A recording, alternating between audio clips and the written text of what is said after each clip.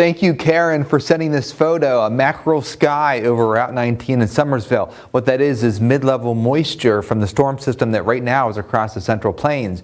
You can see it. This rain is developing here across the Ozarks, and we have some snow, sleet, and freezing rain along the I-70 corridor. The initial low pressure is back into the southwest, and we are actually pumping moisture all the way from the Pacific into our region. This is going to be a long, drawn-out process, a fast jet stream, meaning very little time between the storms. We have 2 storms between now and Thursday, believe it or not, riding this train of moisture that from the southwest. It's cooled down to 34 in Beckley, it's 43 in Louisville, it is 36 degrees in Indianapolis. We are going to stay on the colder side of things until a warm front starts to budge in once we get into Thursday.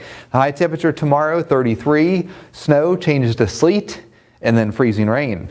We are looking for a general 2 to 3 inches of snow along the Route 19 and I-77 corridor. If you live in Patterson Mountain, Meadow Bridge, you'll cash in on about 5 inches of snow. You cross the border, though, into the western Greenbrier Valley. Lewisburg as well, Union, 7 to 8 inches of snow, and on top of that, about 1/10 of an inch of ice, and 5 to 7 inches of snow, Quinwood into Snowshoe. How much total liquid water are we talking about with both storms? Up to 2 inches in Oak Hill and Fayetteville, as well as Lewisburg. I think there's some upside risk here in the western Greenbrier Valley to see about 2.5 inches of total moisture.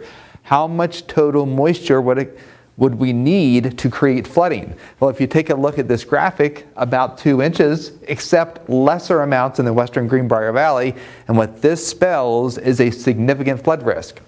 Tomorrow when you wake up, 5 to 7 a.m., that dry snow starts. All the roads will be covered because it's going to come down really fast and furious. Snow turns a little bit wet from 7 to 9 a.m. We're still dealing with some snow-covered roads. Route 19, I-77, just wet. Wet, gloppy snow that changes to sleet 9 to 11 a.m. That starts to build up on the power lines.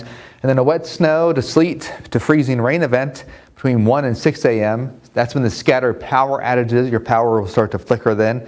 Flooding is expected, numerous outages in the evening with flooding expected and icy sidewalks as well. As we make our transition then into the day on Wednesday, here's what we expect for Wednesday.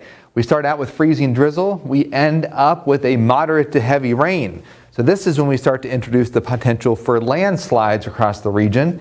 Numerous outages as well. It won't take that much to cause outages when you have a very moist environment. But you can see the timeline here as we progress towards the afternoon and the evening is when we do expect a lot of that very heavy rain. And Thursday, folks, here's how it looks. In the morning from midnight to 6 a.m., fog, flooding, mudslides being likely with the heavy rain as the warm front pushes through. And then once we get into the afternoon, the wind switches to the northwest. And because of that, you don't need gusts of 45 to 50 miles an hour to trigger outages. We'll have gusts anywhere from 25 to 30 miles an hour, so more power outages. And then we wake up to Friday morning where we have some icy spots across the region as the temperatures drop below freezing. So here's how it all plays out across the mid-Atlantic. We are going to see severe flooding and landslide zone. This is Wednesday into Thursday and late this weekend. We have 2 storm systems to talk about. So anybody in this area real estate, which includes the entire part of southern West Virginia, Charleston, Huntington, all the way to Lewisburg, and it's likely at some point flash flood emergencies will be issued, and that is when those alerts come off, meaning catastrophic damage is happening or about to happen with a major flash flooding event.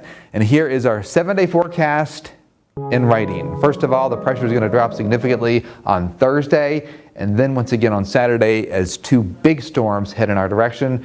I'm going to stand away so you can see the 7-day forecast. We are in the 30s the next couple of days. 28. We fall to 28 degrees on Thursday. Icy spots early Friday. Flooding over the weekend, and next week 38 the high on Monday with overnight lows in the 20s. A multitude of threats. Be safe out there. We will continue to update you with the forecast as we go on.